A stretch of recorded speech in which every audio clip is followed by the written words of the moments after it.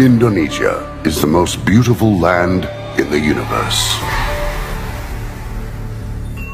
The land where we were born. The nation where we grew up. So many colors that live together in peace. With a million timeless treasures. With an abundance of natural wealth.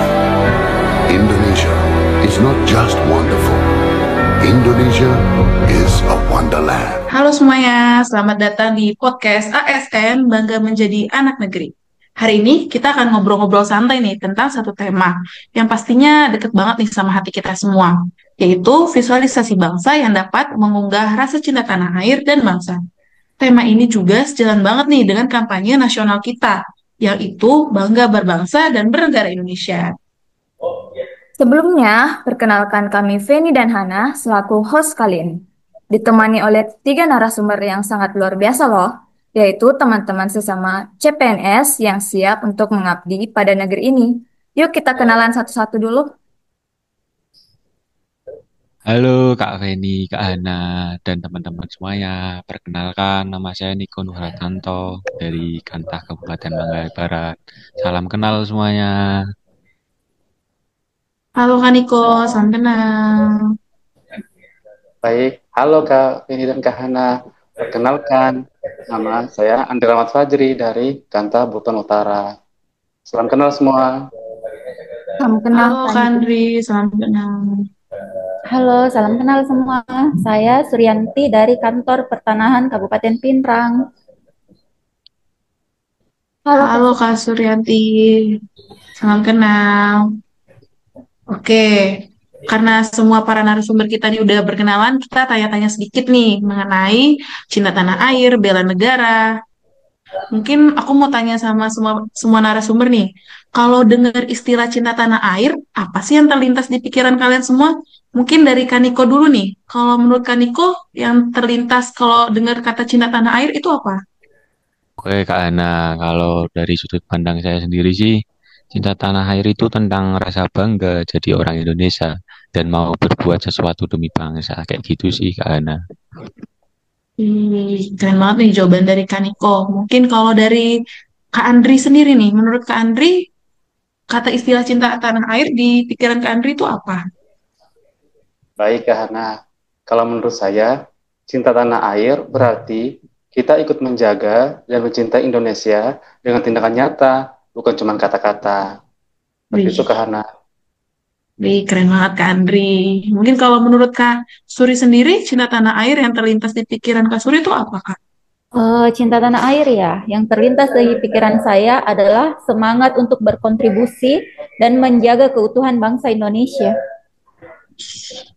Keren banget. Mungkin bisa dilanjut nih. Ya, setelah mendengar jawaban dari para narasumber, nah selanjutnya menurut Kaniko nih, gimana sih cara generasi muda memanfaatkan visualisasi bangsa cinta tanah air untuk menumbuhkan rasa nasionalisme mereka? Gimana nih Kaniko? Oh, kalau caranya tuh banyak Kak Feni. Eh, ada membuat konten kreatif bertema kebangsaan, kemudian kita harus menghormati dan memahami simbol-simbol nasional, dan juga kita bisa menampilkan budaya dan sejarah Indonesia, dan bisa juga melestarikan karya seni lokal. Kayak gitu sih cara-caranya, Kak Feni. Wah, menarik banget nih. Nah, selanjutnya Kak Hana.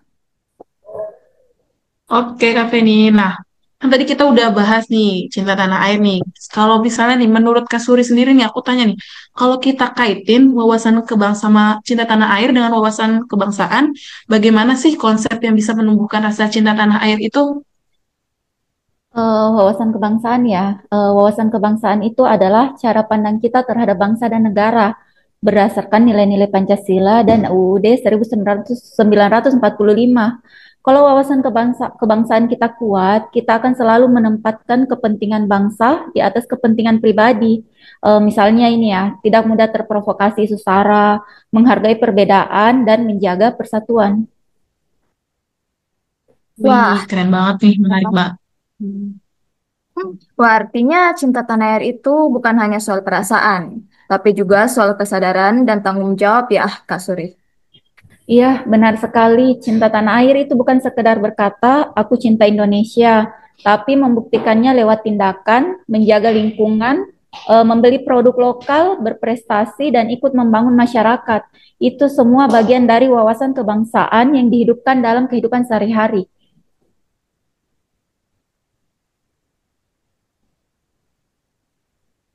Wih, keren banget nih jawaban dari Kak Suri sendiri nih. Sekarang aku penasaran nih kalau menurut Kak Andri nih tentang keberagaman yang ada di negara kita, Negara Kesatuan Republik Indonesia. Nah, visualisasi apa yang dapat menggambarkan keberagaman yang menumbuhkan rasa persatuan dan kesatuan di Indonesia sendiri? Mungkin Kak Andri bisa bantu jawab nggak nih? Baik Kak Hana, menurut pandangan saya, visualisasi yang menggambarkan keberagaman dan menumbuhkan rasa persatuan adalah tampilan yang menunjukkan kebersamaan di dalam perbedaan, seperti bendera merah putih, Garuda Pancasila, pakaian adat, kuliner Nusantara, dan kegiatan gotong royong. Semua itu mencerminkan semangat Bhinneka Tunggal Ika, yang berarti berbeda-beda tetapi satu, bersatu dalam keberagaman untuk mewujudkan cita-cita bangsa Indonesia. Seperti itu Kak Hana. Oke, terima kasih Kak Andri. Jawabannya keren banget nih. Mungkin bisa dilanjut sama Kak Feni.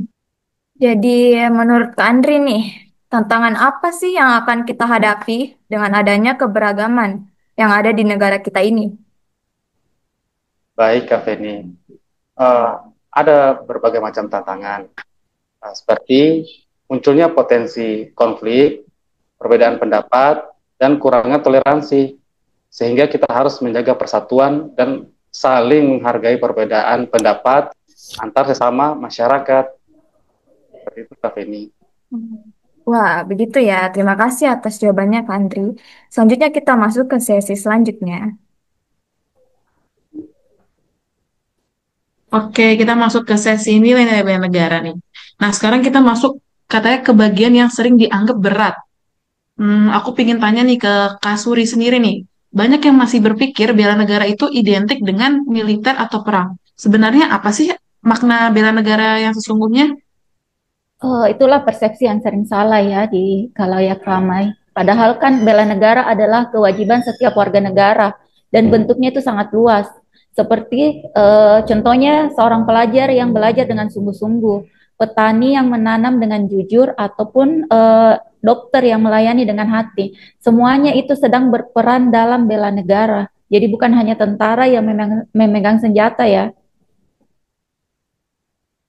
Wah, menarik banget nih jawabannya. Jadi bela negara itu bukan hanya soal senjata, tapi soal sikap dan kontribusi kita kan, Kak Suri? Betul banget, karena kekuatan bangsa tidak hanya di medan perang, tetapi juga di dalam hati rakyatnya. Wih, keren banget nih jawaban dari Kak Suri. Nah, tadi kan kita udah bahas nih bela negara secara umum, dan kita semua kan sebagai orang pertanahan nih, aku pengen tanya banget nih kait sama Kak Andri sendiri nih. Kalau kaitan antara bidang pertanahan itu memiliki peran penting dalam bela negara itu apa sih Kak? Dikaitin sama bidang pertanahan? Baik, Kak Hana. Jadi karena kita yang berasal dari CPNS Pertanahan, jadi tanah adalah bagian dari kedaulatan negara. Pengelolaan pertanahan yang baik memastikan setiap jengkal tanah yang digunakan untuk kemakmuran rakyat bukan disalahgunakan, melainkan digunakan dan dimanfaatkan untuk kemakmuran rakyat.